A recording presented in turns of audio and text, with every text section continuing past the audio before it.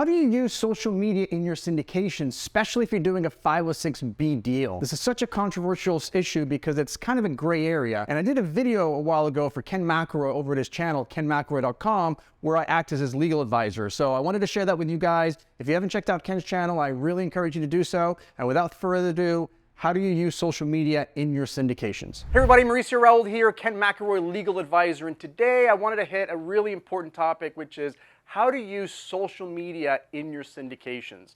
Now, there's a lot of controversy about this because there's a lot of syndicators that would like to go on social media, whether it's Facebook or Instagram or what have you, go on a podcast or just generally advertise their specific deal, and they want to know how to do it because they see a lot of people doing it. So the purpose of this video is to show you how to properly use social media in your syndications. Now, before I start, I want to make clear that if you remember from one of the prior videos, this has to do with a particular exemption for registration. So remember, just as a quick recap, when you're doing a syndication, there's really three things we have to think about: either registering that syndication or finding an exemption, or it's illegal. That's kind of the third one. But when you're looking for exemptions, some exemptions allow you to advertise and some do not. By far, the most common exemption that people use is Rule 506B, which is an amazing exemption, except you are prohibited from advertising or generally soliciting your investors. So what we're going to talk about today is everything is in the context of a 506B, because if you're doing another exemption like a 506C or Regulation A or whatever, you can do all of these things. We're specifically focusing on 506B, where putting stuff on social media or advertising your deal is prohibited. So the way I like to think about social media, just like I like to think about a lot of things, is I tend to compartmentalize things. And so I typically think of three buckets or three areas where this will come in. One is the stuff that you could absolutely do on social media, no questions about it, things you definitely cannot do on social media, and then there's that gray area in between. So one of the things that's important to understand is I generally recommend my clients that if you're in an active deal, I would just stay off of social media, period. There's just too much gray area. There's too many ways people can slip up, and I just think you're playing with fire. So what I'm about to talk about today is more about what you should do when you're either before you start a syndication or maybe in between deals. These are the kinds of things and strategies you can think through and use in your syndication. So I'm actually going to start with the things you cannot do, because that's kind of what people are really concerned about. So you obviously cannot pitch your deal directly, right? I think that almost goes without saying, but certainly you cannot go on social media or on a podcast. And by the way, your website as well is part of this as well, because your website is a public medium. But you obviously can't go on social media and say, hey, look, I've got a 100-unit apartment building under contract, and I'm looking to raise $1 million. If you're interested, call me. Okay, I think that's relatively obvious. Well, I do see that every so often, but let's not dwell on that one. I think where most people get caught up is this idea of conditioning the market, because the SEC considers anything that's quote-unquote conditioning the market as an offer of securities, and that's what the SEC regulates. And so what is conditioning the market? It's anything that drums up interest about your deal without necessarily specifically referencing to it. So for example, if you're on a podcast or on social media and you're bragging about the type of returns that you typically get to your investors, hey, you should invest with me because I can get you 20, 25, 30% returns, that will likely be considered a conditioning the market, because you're getting people excited about maybe the next time they see your offer, pick up the phone and give you a call. So you're kind of preparing the audience for your next raise. So that's conditioning the market.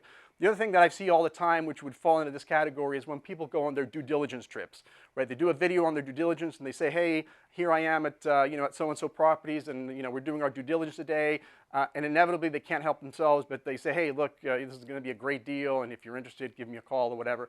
So anything that drums up interest about the deal is going to be considered conditioning the market. And as you can see, just from the way I'm explaining things, it's very, very gray and nebulous. It's not like a black and white definition. And so that's one of the reasons we want to stay away from doing this kind of stuff when you have an active deal, because it's very, very easy to categorize any of these posts as conditioning the market. So those are the things you cannot do. Let's talk about things you can do, because there are some things you can definitely do and use social media, I think, in a very effective way that a lot of my clients are doing. First of all, you can always post things about you and your company, kind of informational stuff. Now, I know that sounds a little bit boring, you know, putting your resume on there, but the SEC's always recognized that, hey, you've got a business to run, you've got to continue running the business. So talking about your company's values, your experience, just kind of factual information about you or your company is going to be fine. One of my favorites examples of these are a lot of my clients like to do sort of these before and after pictures when they take over a property. So maybe they're fixing up the pool and they say, hey, look at the progress of our pool installation. Here's a picture of how it was when we bought it. Here's a picture of it now. You're literally describing factual information about how the business is doing, and that's going to be just fine. But my favorite way to use social media is one of the great marketing techniques of all time anyway, and that's just adding value. If you can add value to your audience, there's nothing wrong with that, and that's a way for you to actually get additional people on your mailing list. So for example, there's nothing wrong with putting together a report about why real estate is the greatest asset class of all time and has created more millionaires than ever. Nothing wrong with that. Nothing wrong with putting a report on, you know, why Phoenix, Arizona is the greatest market right now. Nothing wrong with putting together a webinar or doing a podcast or anything like that that actually provides value to your end user, and you get some sort of an email capture or some information that you're able to get from them in exchange for that valuable information, or maybe you're just driving them to a website and they're signing up. That's a legitimate way for you to get a contact information from that person, and then you have to put them through the process. You still can't, you can't offer them a deal because that would be considered advertising if you're just taking them from that and then offer them a deal. But if you can then go through the process of establishing a substantive relationship with them, and we talked about that in one of the prior videos, so just, you can find it, I think, at the top, or the team will put it somewhere. But you go through the 7 or 8 steps to taking that complete stranger that just, that you got their information from some value-add content, and you put them through those steps. So you take them from a complete stranger to somebody you have a substantive relationship, and then you offer them a future deal. Well, now you've done a legitimate way of using social media to capture people, put them through the process, get to know them, make sure you establish that substantive relationship, and then be in a position to offer them a legitimate deal under a 506B. Again, it's only deals with 506B. If we're talking 506C, you can ignore most of the stuff because you can do all the advertising you want with a 506C, which is one of the benefits of it. And the last one thing I want to talk about is gray area. A lot of this stuff is gray area. Even the conditioning the market thing we talked about at the beginning, that's definitely a gray area. But there's things like, one of my favorite gray areas is this post that most of my clients and everybody else really does when they actually close on a property or close on a deal. You'll see that post, the congratulatory post, where they're high-fiving everyone and congratulating the team and thanking their investors. And that potentially could be considered conditioning the market. It's not black or white, but certainly if you have a deal right around the corner, that could be viewed as somebody just trying to get people excited about your next deal. And so there's just a lot of areas that are gray, which again is one of the main reasons I like to advise just stay off of social media if you've got an active deal.